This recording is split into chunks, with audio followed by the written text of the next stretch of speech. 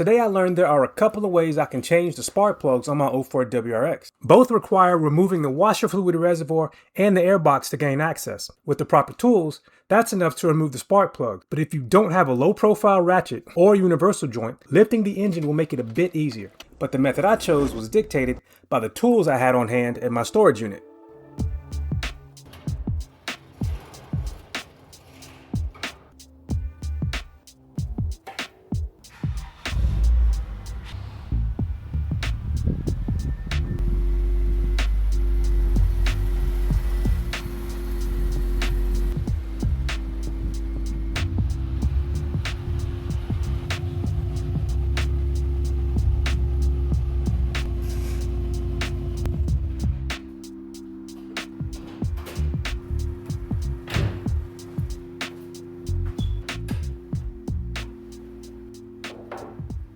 So this is an EJ20 boxer engine, and the spark plugs live on the sides. They're deep in there and deep in there.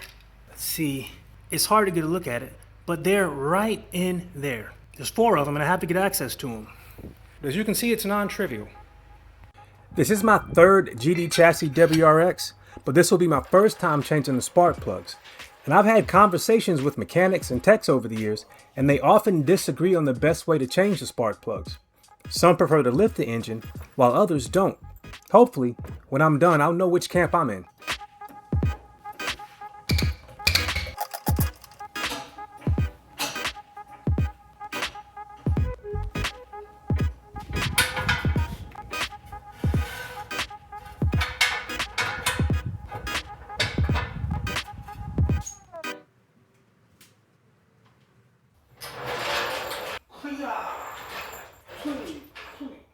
So, my friend who is a super duper master mechanic says all I gotta do is disconnect the 2 motor mounts, lift the engine up, and I'll have a straight shot coming in this way to the spark plugs. But the battery and this reservoir is in the way on this side. Only the airbox is in the way on that side. So I'm gonna see how easy it is to move this reservoir out of the way. Bolts with 10mm heads. What's connecting it? Oh, look at that. I could just sit it up. And that's not bad, actually. As he turns out, he was right. I'm not gonna have to lift the engine much at all to get access to them. You can see them right there. I might be able to get in there without removing the battery, but I can already tell it will make it a lot easier, and it's not that hard.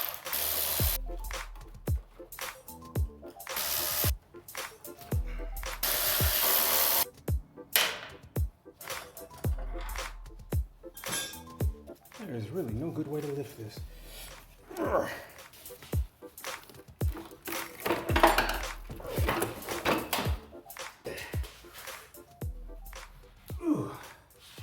I'm pretty sure this is the first time I've removed this battery, because I definitely would have remembered all the... There we go. I definitely would have remembered all the debris in this battery tray. See all that? Now I can clearly see the ignition coils, and really it looks like I can do this without lifting the engine. But I'm going to lift the engine anyway to see how much it helps. So for this side, it just looks like the airbox. So these tubes, which I can sit aside like that, this hose clamp, this connector, and whatever's holding this down. I should get a cob box. They're so sweet. And wouldn't you know it, the tab on this mass airflow sensor is gone. So I'm gonna have to press in there with the screwdriver to get it out. I mean, alternatively, I could disconnect it at the screws there, but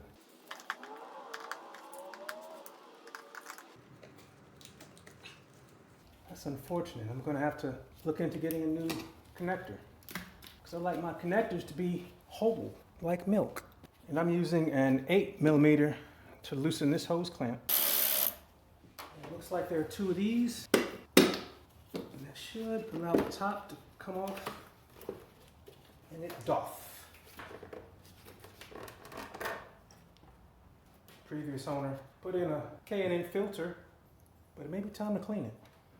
And there's supposed to be 2 bolts holding down the bottom. That one there, and one that's supposed to live right down there, but it is missing. So I'm just gonna take that one off with the 12 M&M.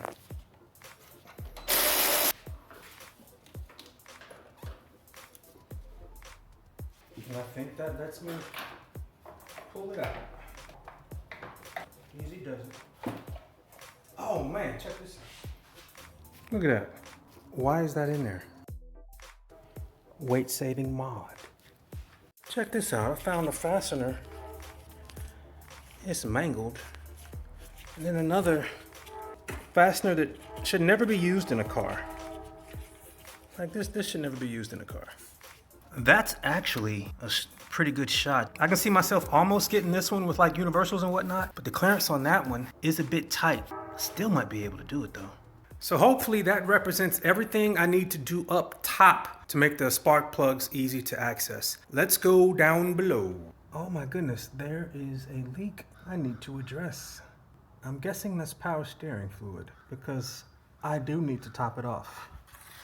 That side is wet, but not as bad. But that's not in the scope of today, but I'll note it. So the motor mounts, there's one right here, and on the other side, there is one right here. So they look like 14 M&Ms. I'm gonna loosen them and hopefully that will allow me to jack the engine up a few inches.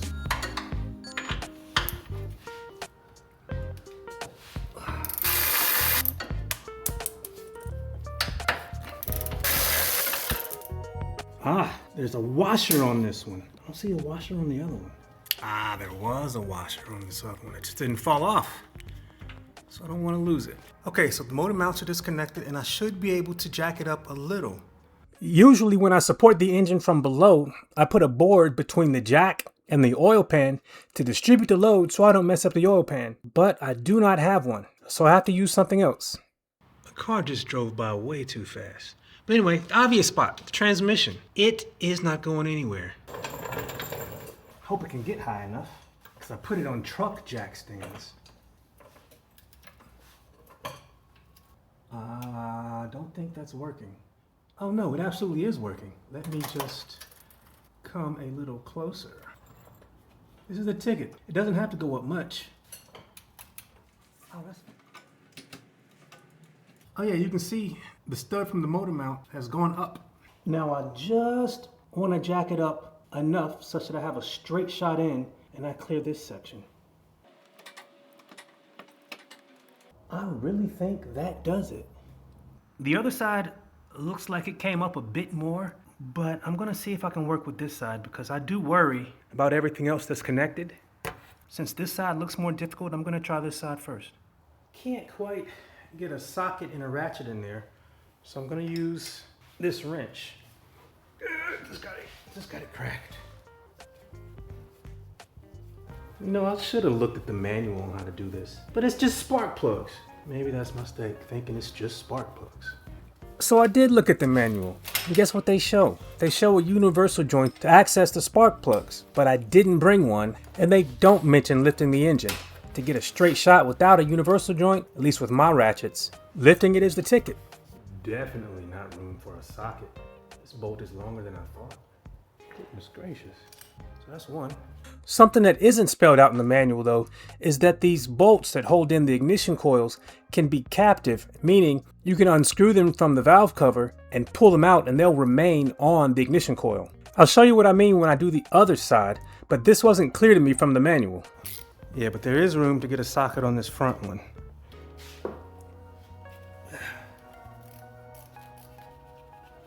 It's just longer than I thought. So let's just pull that one out. The manual does say to disconnect the connector from each ignition coil before removing them, but I didn't do that. I've had bad experiences with connectors in old cars. If you would have asked me if I brought my spark plug sockets, I would have said yes, but I can't find them. So this is a 16 millimeter regular socket. Let's see if I can get it in here. Oh, easily. And I think there's enough room for me to crack it with a ratchet. I'm curious to see the condition of these bad boys. Yeah, it's easier to push this way. Not much clearance, but yeah, coming out. See if I can do the rest by hand, because the clearance for the socket, hey, it's coming.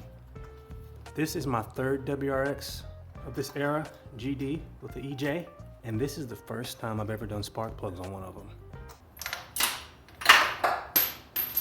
It's all the way out now. They were running the PFR 6G. I'm running what is more like the equivalent to the 7G, but form factor checks out. So I'm gonna go ahead and put this one in. And these come pre-gapped to within spec for these cars. So I can go ahead and put it in. And yes, if you are so inclined, throw some anti-seize on here, but I didn't bring any, so I'm not putting any on, not this time anyway. I'm gonna slide this in first naked without the extension. Now I'm gonna put the extension on and gently push it in and start twisting the threads. And with these gloves, my hand is slipping, so I don't have enough grip to cross thread it. So just taking my time being gentle until I'm convinced it is threading in nicely. And there we go. Then when it gets too difficult with my fingers, grab the ratchet and snuggle down. Let's see, are there guidelines on this? A lot of times there's guidelines on here on how much to tighten it. Yeah, often there are torque specifications, but there are also guidelines based on the washer style. And this says tighten it till it stops, and then a half to 2/3 of a turn. I tend to be cautious, so I'll just tighten it to a half. All right, so that's bottomed out. So let's see. That's about a 1/4 turn.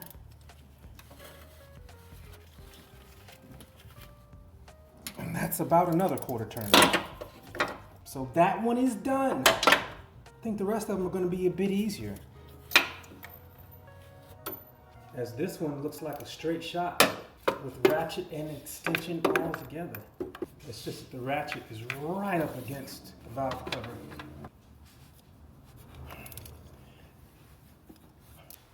It's coming. This is where your fingers get strong.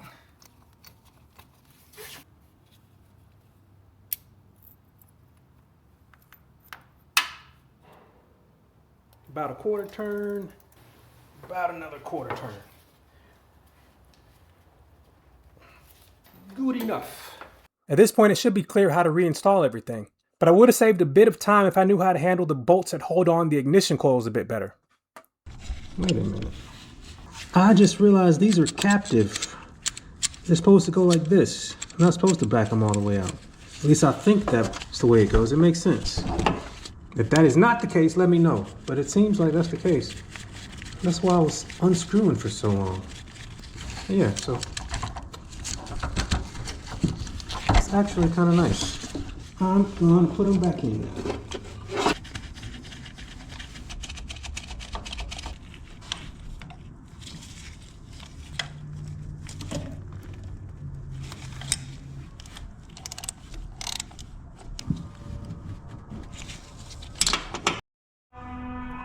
Well, something's happening somewhere. But anyway, the other side should be easy. Spark plugs on the passenger side are done.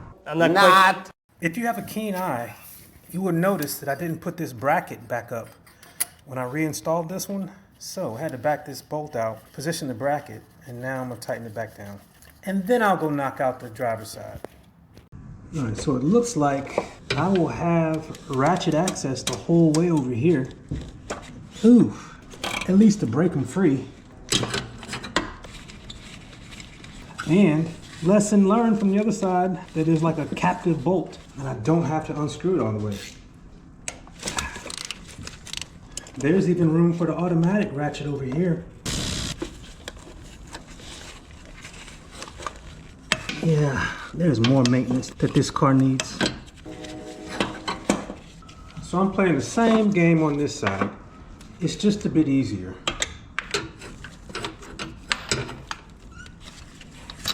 Let's see.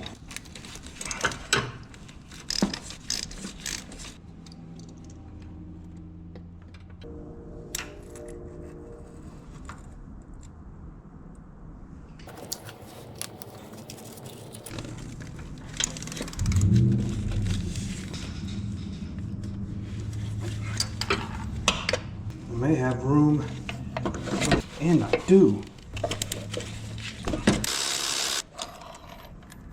Oh,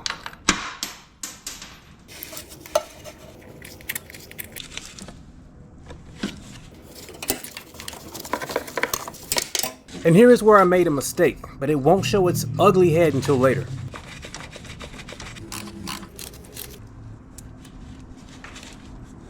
So now I can lower the engine back down.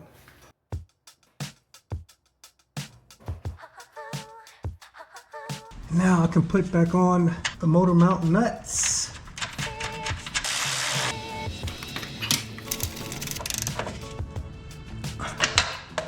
Now all I have to do is put in everything I took out. Like this battery tray. And the battery. Oh shoot. Gotta get these cables out of the way. Ugh, which is awkward with no handle. Gotta clean the cable in. The battery stays like that. Battery tie down.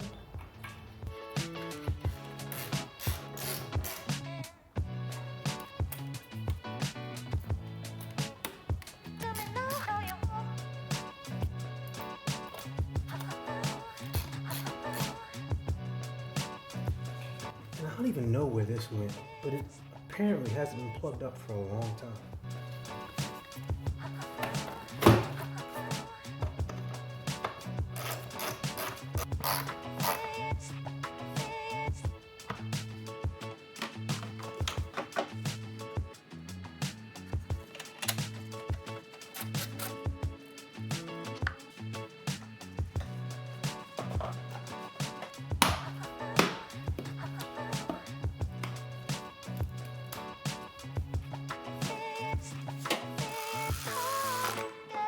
And something I need to get better about doing is putting all the tools back when I'm done. So I'm gonna make sure I do that today.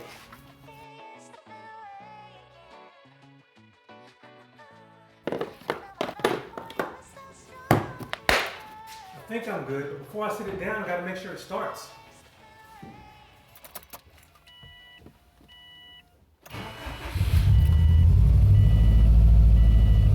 This is actually the second time I'm starting it. I'll tell you what happened later. Okay, that sounds better. That sounds a lot better. So, I swapped the ignition coils on the driver's side. So when I started the first time, it was super rough. So I could finally button everything up, close the unit, and go home and have dinner.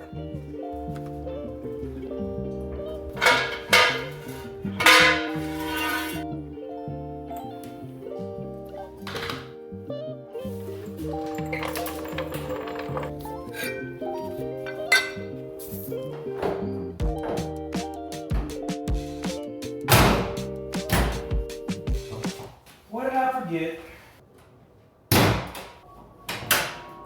Ooh, my lock.